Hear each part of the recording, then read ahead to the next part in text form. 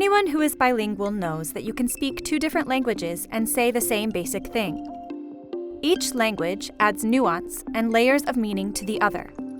Science and faith are two languages that can work together to say the same thing and add a depth of our understanding and experience of God. In this 4-week series, we'll work toward becoming bilingual with our faith and science languages. In the end, we'll experience a richness in speaking both.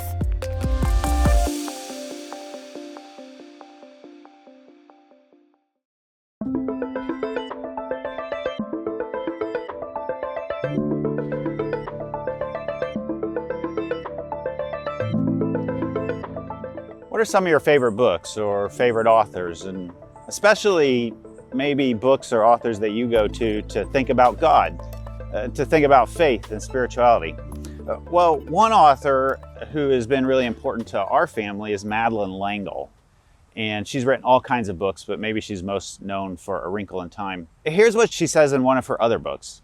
When I try to find contemporary 20th century mystics to help me in my own search for meditation and contemplation, I turn to the cellular biologists and astrophysicists, for they're dealing with the nature of being itself, and their questions are theological ones. What is the nature of time, of creation, of life? What is human creativity? What is our share in God's work? Now today we're going to read 2 books, and we're going to learn about God from both of them. Those 2 books are The Word and The World.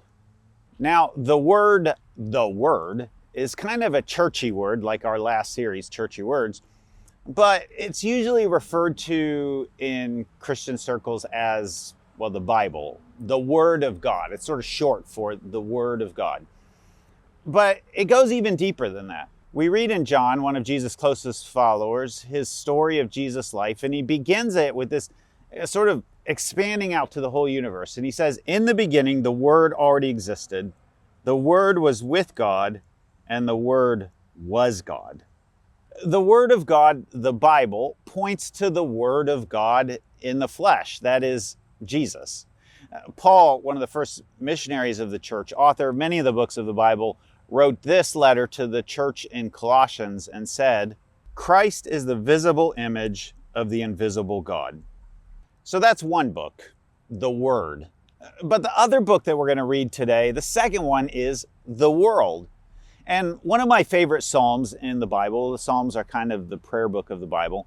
One of my favorite Psalms is Psalm 19. And I first really dug into that Psalm because I loved backpacking in my youth. And I wanted to meditate on the Word without having to carry the weight of an actual physical Bible. So I memorized Psalm 19. And I love how it begins. You'll see exactly why it's a perfect verse to meditate on while you're backpacking.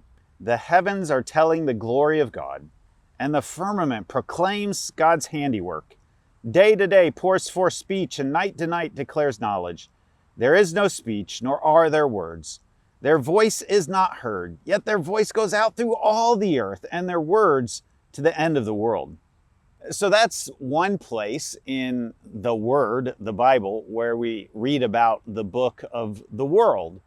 There's another place, though, again, back to Paul in his letter to the Romans, where he says this, For ever since the world was created, people have seen the earth and sky. Through everything God made, they can clearly see God's invisible qualities, God's external power, God's eternal power, and divine nature. So they have no excuse for not knowing God.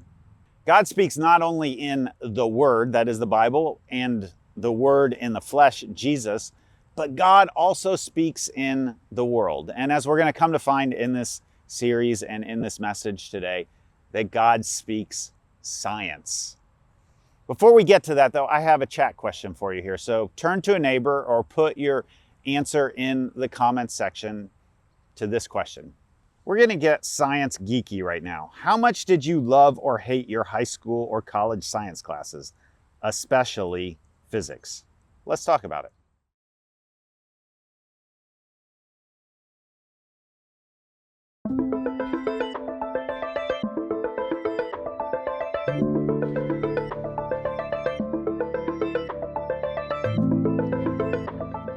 One thing that I'm a bit of an armchair reader, I guess, is I'm an armchair astrophysicist.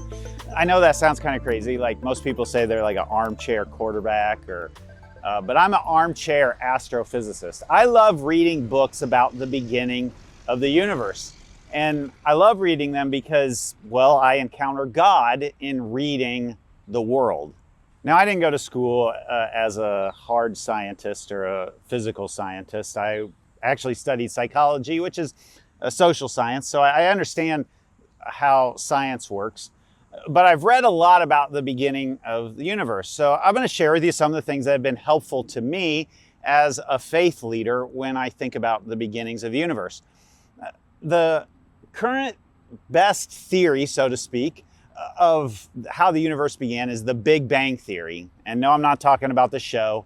I'm talking about a Big Bang explosion where the universe began as this infinitesimally small, I can't even get it.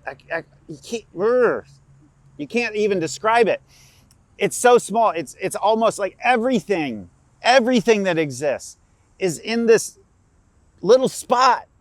And at some point it explodes. It goes boom, and out comes this whole universe that we live in, and it's like a balloon. Imagine with me a balloon right now, and on that balloon there's dots all around it. And as you blow the balloon up, the universe is expanding, and those dots are getting further and further apart from each other in this balloon. And that's how the universe began, with a Big Bang.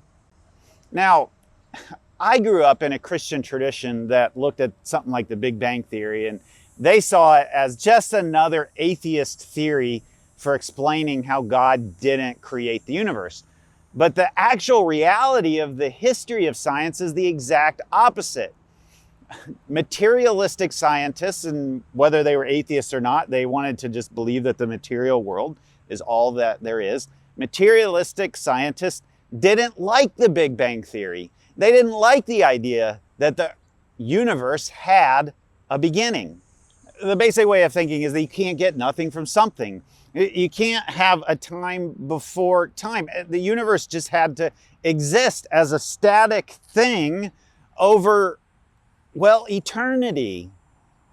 So let's take a little walk down the history of science and see what different key scientists said about this theory and how it developed. Sir Eddington, who was the first to prove Einstein's theory of relativity, said, "The notion of a beginning is repugnant to me. I simply do not believe that the present order of things started off with a bang. The expanding universe is preposterous, incredible. It leaves me cold." Walter Nernst, the German chemist who paved the way for the third law of thermodynamics, said, "To deny the infinite duration of time would be to betray the very foundations of science." I wish I could do a German accent, but, well, I'm gonna leave that for the actors. Vesto Slipher in 1912 was the first to notice the redshift in light from distant galaxies. This redshift is the light version of the Doppler effect. You know, when a car goes by you, or a race car, and it goes zoom, or like this.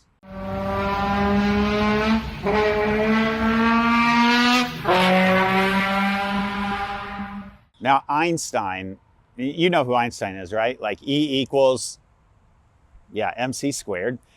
Einstein developed the theory of relativity.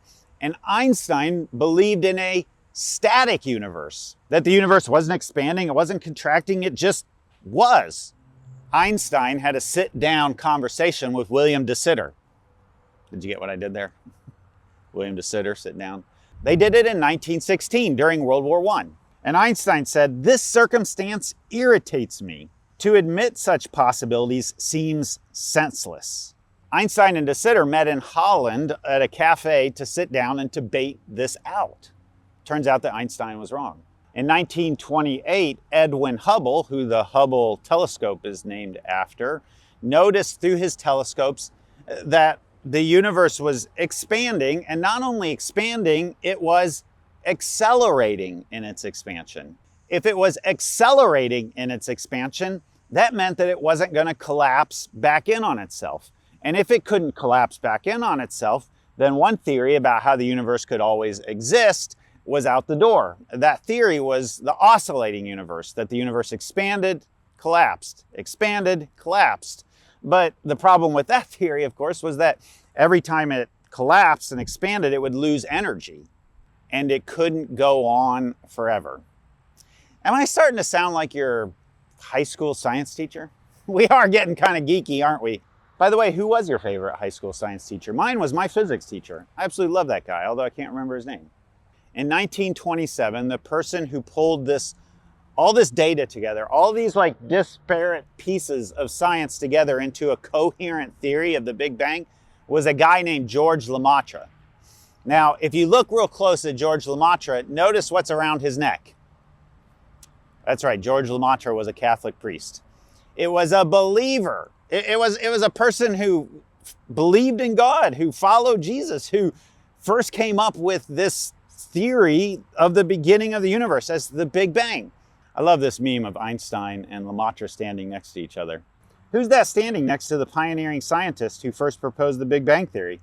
Oh, that's Albert Einstein. Father Lemaitre just convinced him. Here's how you know when a theory is really good. It's when it predicts that something will be there, and you go and look for it, and you find it there. And what the Big Bang theory proposed would be there was a bunch of background noise in the universe. And so, in 1965, Arno Penzias and Robert Wilson developed a scientific test to explore whether that background noise was there. And they found it. So here's what science tells us is going to happen with the universe at this point. It is going to continue to expand and expand, and the energy will continue to expand and be burnt out. And eventually, instead of a big crunch where it all comes back in on itself, what it is going to be a big freeze. The end of the universe is not going to be in hellfire and damnation. It's going to be in the cold and frozen universe. What we learn from all this is that this universe gets one shot. One shot. No, not that kind of shot. Our universe only had one opportunity to become what it is. The Big Bang was a singularity, a point at which nothing existed before it. Time began in this moment. And so maybe at this point we've reached as far back as science can tell us. Is this the end of science? Robert Jastrow, an astronomer and a believer, wrote a book called God and the Astronomers, and here's what he said. For the scientist who has lived by his faith in the power of reason, the story ends like a bad dream. He has scaled the mountains of ignorance. He is about to conquer the highest peak. As he pulls himself over the final rock, he is greeted by a band of theologians who have been sitting there for centuries. God speaks through the beginning of the world. Psalm 19 says, there is no speech, nor are there words, yet their voice goes out through all the earth. Science are those words, the words of God. We've been reading two books, The Word and the World. And in the world, we can see God in the scientific evidence for the beginning of the universe. Now, this doesn't prove that God exists. You can't prove that God exists. But it does give us some good reasons to believe that God exists. So let's stop right here and let's have a chat question. Again, turn to your neighbor, write your answer in the comments. Let's pause. What have you heard so far?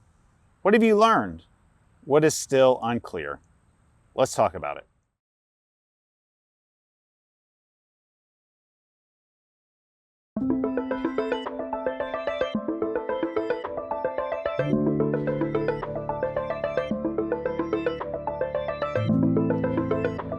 All right, we've been reading two books today, The Word and the World. And when we've been reading The World, what we've seen is the theory of the beginning of the universe. But another place that we can read the world and see God or understand something about God is what's called the fine-tuning of the universe. And sometimes it's referred to as the anthropic principle. And that's going to be really hard for the Gen Alpha and maybe some of the Gen Z to imagine this, but those of us who are at least Gen X and older remember an old school radio dial where you had to tune it one way or another, And if you tuned it too far one way, you wouldn't hear anything. If you tuned it too far the other way, you wouldn't hear anything. But if you got the tuning just right, you'd hear the voice or the music come through the radio station. It had to be fine-tuned to be able to hear the voice. Well, it turns out that the universe is fine-tuned for all of us to exist. And here's what I mean by that. Plants can't survive without the sun. Plants can't survive without the atmosphere. You and I can't survive without the atmosphere. We can't survive without oxygen. The sun can't survive without the properties of matter being just the way that they are, so that it produces energy and light and heat. Imagine with me for a moment a metal ball that is perfectly held in the air between two magnets. If you move one magnet just a little closer, the ball will fall. If you move one magnet a little bit further apart, the ball will fall. The magnets have to be perfectly aligned to hold that ball in place. Now, there are forces in the universe that hold all matter together. In fact, there are 47 universal constants. So imagine now, not just two magnets around that metal ball, but 47 magnets around that metal ball.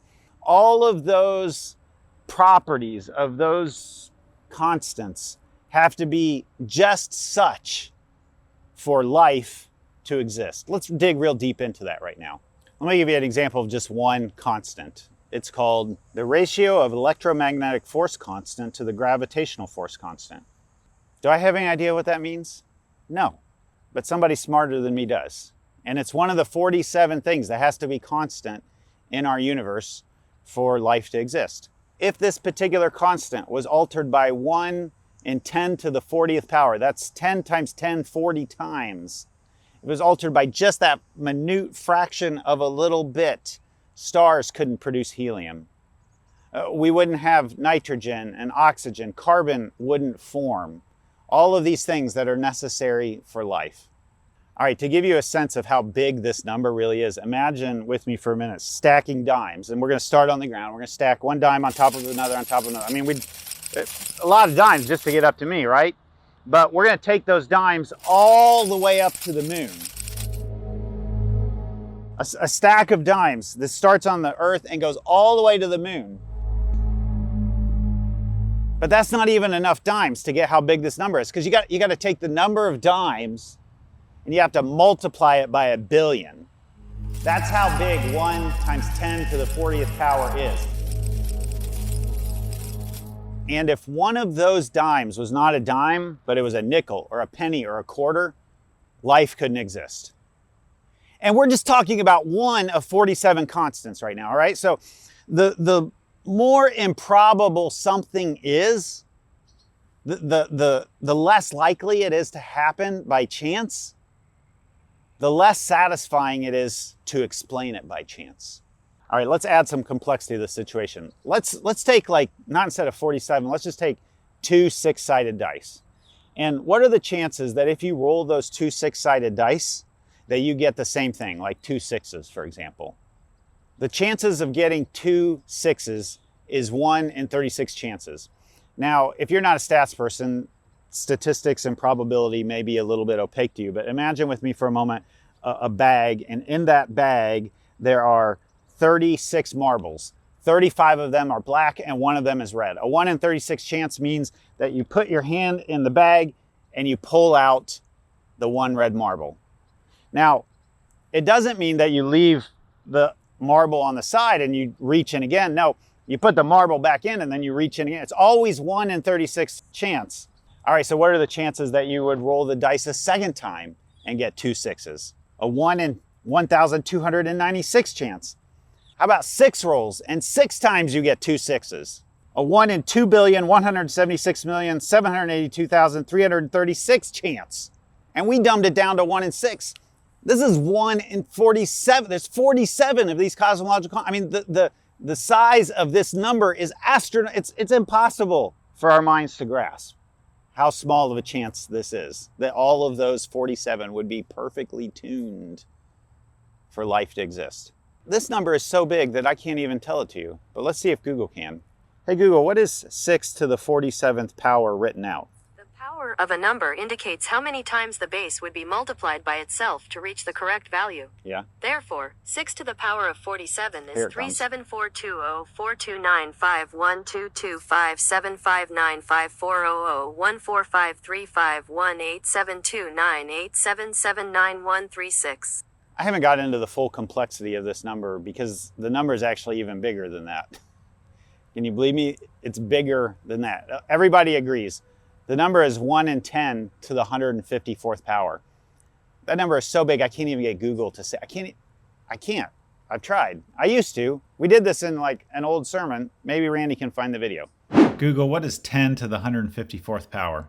The answer is 99999999999999999999999999999999999999999999999999999999999999999999999999999999999999999999999999999999999. It's gonna blow!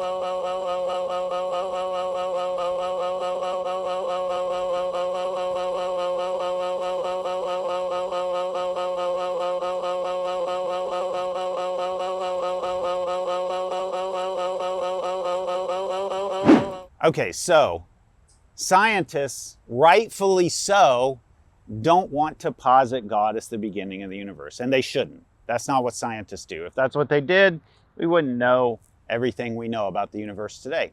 So scientists continue to present theories or ideas about how we could have something that is so astronomically improbable take place. And the leading theory right now for how this all took place is what's called the multiverse. And now we're into superhero videos, right? Or Star Trek. We exist in a universe which coexists with a multitude of others in the same physical space. At certain brief periods of time, an area of their space overlaps an area of ours. That is the time of interphase during which we can connect with the Defiance universe. There are some problems with the multiverse. One of them is that it makes sense mathematically. If you have an infinite number of putting your hand into the bag and pulling out marbles, then an infinitesimally small probability is going to happen at some point.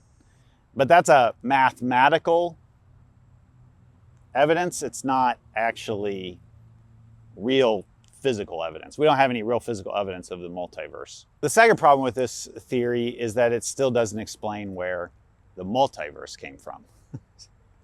So we do find the multiverse. Well, who made the multiverse? We've been reading the book of the world to learn something about God today and how God speaks science. And I think we can see, not just from the Big Bang Theory, but we can see from the fine-tuning of the universe, we can see or hear the language of God.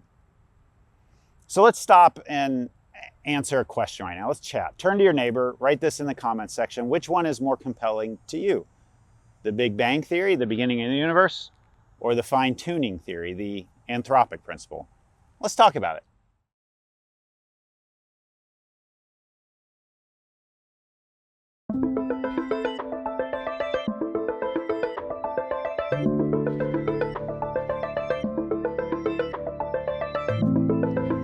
We've been reading two books today, the Word, that is the Bible, and the world, that is science.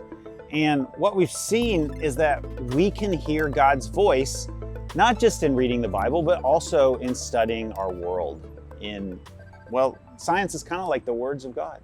I'd like to wrap up this whole exploration today of science by introducing you to a scientist who's a really well-respected scientist, but also a person of faith. His name is John Polkinghorne. John Polkinghorne was a theoretical physicist, a theologian, and an Anglican priest.